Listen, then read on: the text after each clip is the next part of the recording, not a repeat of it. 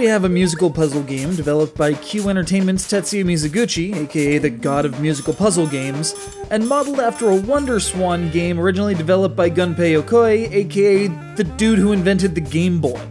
That's some history. I haven't the slightest idea, though, what that history has to do with a dog wearing a hoodie, pursuing fugitives in a Wild West kinda space kinda thing. If that made any less sense, the Steve Miller Band would have had to bust in here and start performing. I don't particularly want that to happen, primarily due to the rights issues involved, so instead, please enjoy more footage of this very strange puzzle game.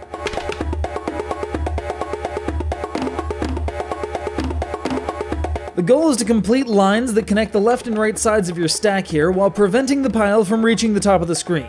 Sounds kind of familiar, right? Here's the rub. Like Medios, you can't move pieces laterally across the screen, only vertical travel is allowed. This leads to many situations where you have one column completely devoid of anything and thus can't actually clear pieces. And that's woefully frustrating.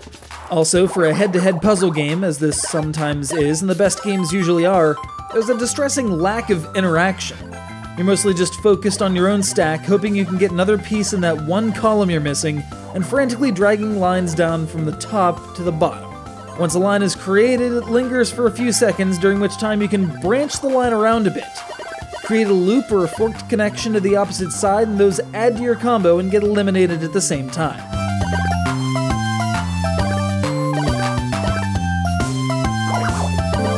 Thus, there's a bit of pre-planning that you can manage while waiting for pieces to appear, but more than often, you're just frantically trying to drag your topmost pieces down and stay alive.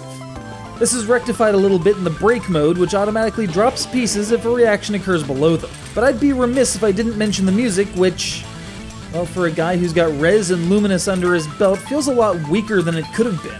For each piece I thought sounded pretty good, like this casino-themed course, there was at best a misstep, and at worst a cacophony of strange sound effects and faux tribal beats. Just did not work for me. The PSP version of the game abandons the space cowboy aesthetic, thank Altana, and opts for a much more modern-looking interface similar to Luminous.